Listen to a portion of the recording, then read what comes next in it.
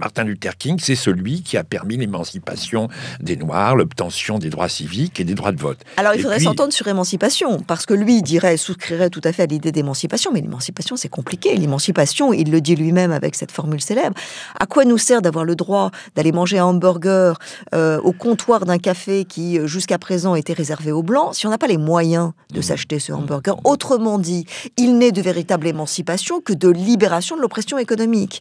Et donc, pour lui, la libération, c'est très simple. C'est des salaires décents, des logements décents, la fin de l'impérialisme et la fin de toutes les mesures, tout l'ensemble du système qui concourt à l'oppression des plus faibles. C'est dès le début de son action, son engagement.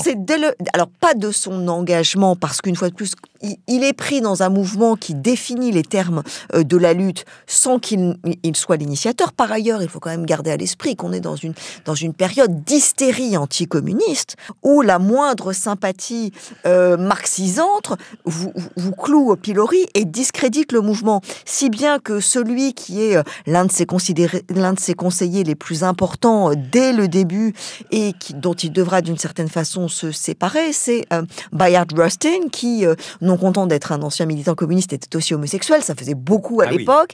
Oui. Et il restera un de ses conseillers plus ou moins occultes. Stanley Levison aussi, qui est un juif new-yorkais communiste, aussi restera parmi ses conseillers, mais avec la pression permanente des Kennedy qui lui demandent de s'en séparer.